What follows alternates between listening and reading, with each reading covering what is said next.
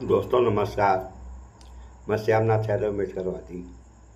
जैसा कि आप लोगों ने सोशल मीडिया के समाचारों में सुना होगा कि मोदी सरकार पर ऐसा आरोप लगा है कि ये वोट चोरी करके जो है सरकार बनाए हैं। इस मामले में वित्त मंत्री निर्मला सीतारमण के पति हैं प्रकला प्रभाकर, इनका भी यही मानना है कि चुनाव पारदर्शी नहीं हुआ था। तो थोड़ा सा इस वीडियो में आप लोग देख लें, उसके बाद एक पोस्ट भी दिखाएंगे। एक विधानसभा का लगेगा 6 महीना, तो जब डाटा ही नहीं होगा, सबूत ही नहीं होगा, तो 45 दिन में शिकायत कैसे होगा भाई केचुआ।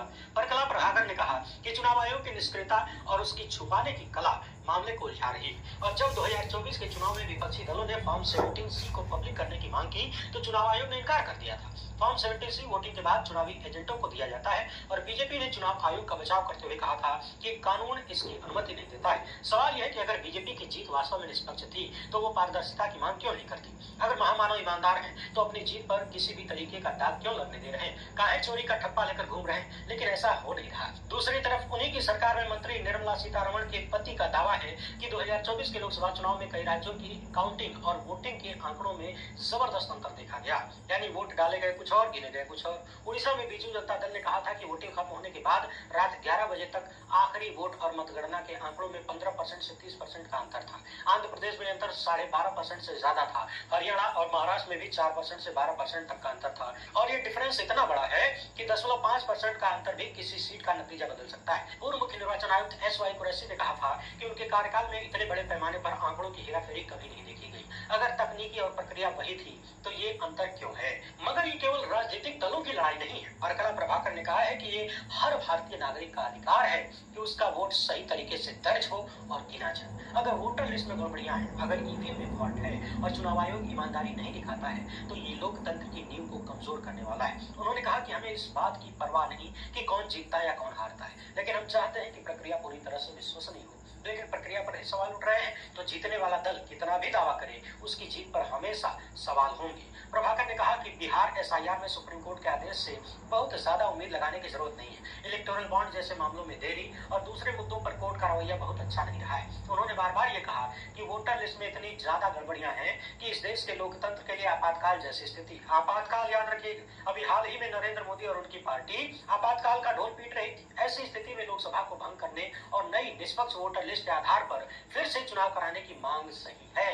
ये प्रकला प्रभाकर का कहना है, जो कि वर्तमान मोदी सत्ता के वित्त मंत्री के पति है। देखने में ये बहुत सख्त लग सकता है, मगर लोकतंत्र का आधार जनता की इच्छा है और उस इच्छा को व्यक्त करने का जरिया वोटर लिस्ट है, जिसे पूरी तरह से स्वच्छ और विश्वसनीय होना चाहिए। और वोटर लिस्ट में गड़बड़ी है तो उसके आधार पर चुनी हुई सरकार भी संदिग्ध हो जाती है। यानी हमारा प्रधानमंत्री संदिग्ध है और ये उसी सरकार में मंत्री के पति का कहना है।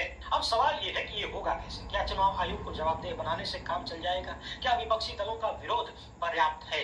कांग्रेस और RJD ने बिहार में वोटर अधिकार यात्रा शुरू की है, वोट अधिकार यात्रा, मगर जनता की इच्छा को क्या जन आंदोलन का रूप नहीं लेना चाहिए? प्रभाकर ने कहा कि ये केवल शुरुआत है, लोगों को सड़कों पर उतरकर जवाबदेही की मांग करनी होगी। चुनाव आयोग को डिजिटल वोटर लिस्ट और CCTV फुटेज पब्लिक करना चाहिए ताकि स्वतंत्र जांच हो सके। और चुनाव आयुक्तों की नियुक्ति प्रक्रिया को और पारदर्शी बनाना चाहिए। और इसके लिए चुनाव आयुक्तों की नियुक्ति में सुप्रीम कोर्ट के चीफ जस्टिस की भूमिका को बहाल करना भी एक कदम हो सकता है। वहां पर भी प्रकला प्रभाकर बहुत आदर्शवादी लगते हैं, मगर सच्चाई यह है कि मोदी सत्ता ने सुप्रीम कोर्ट के फैसले को पलट के चीफ जस्टिस को कमेटी से बाहर किया था। फिर इसी सत्ता से इतनी उम्मीदें कैसे लगाई जा सकती हैं कि वो चुनाव आयोग को अपने चंगुल से आजाद करेगी। प्रभाकर ने कहा कि बीजेपी को भी ये मांग करनी चाहिए कि वोटर लिस्ट की जांच हो ताकि उनकी जीत पर कोई सवाल न उठे। अगर बीजेपी का दावा है कि कुछ लोकसभा क्षेत्रों में विपक्षी दलों की जीत भी संदिग्ध वोटर लिस्ट के आधार पर हुई है तो उसे भी जांच की मांग करनी चाहिए। इसी से देश और लोकतंत्र का भला होगा। याद रखिए कि भारत का लोकतंत्र ही उसकी सबसे बड़ी ताकत है, लेकिन चुनाव पर ही सवाल उठने लगे तो फिर ये ताकत कमजोर पड़ जाती है।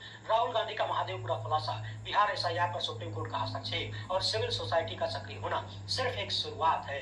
ज्ञानेश कुमार ने अपनी पहली प्रेस कॉन्फ्रेंस में बता दिया कि केजरीवाल पर सत्ता का कंट्रोल कितना ज्यादा है और लोकतंत्र को बचाने की लड़ाई तभी सफल होगी जब जनता आवाज देगी, सड़कों पर उतरेगी, क्योंकि लोकतंत्र ही जनता की आवाज है और उस आवाज को दबाने के लिए लड़ना भी होगा, मरना भी होगा। नहीं तो न संविधान बचेगा न लोकतंत्र बचेगा। मैं बार बार याद दिलाता हूँ, ये आजादी, ये लोकतंत्र बड़ी मेहनत और बड़ी कुर्बानियों से मिला है। इसे बचाना आप सबकी जिम्मेदारी है।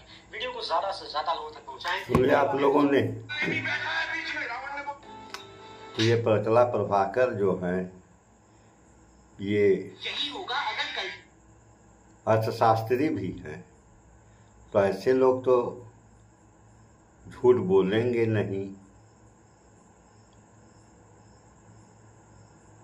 अब इसका आप लोग देख लें पोस्ट। ये पोस्ट है कि अगर लोकसभा चुनाव में 79 सीटों पर गड़बड़ी नहीं की गई होती तो इंडिया गठबंधन को 316 सीटें आती।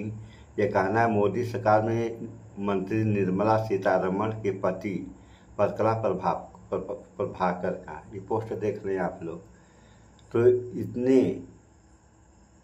उच्च स्तर के आदमी हैं तो ये भी झूठ बोलेंगे, सारे लोग झूठ बोल रहे हैं। तो इन सब बातों पे विचार करें आप लोग, क्योंकि जब तक पारदर्शी व्यवस्था नहीं होगी तब तक इस देश का सुधार नहीं होगा। सुधार होने के लिए केवल एक ही रास्ता है कि व्यवस्था पारदर्शी हो, चाहे कोई जीते या कोई हारे।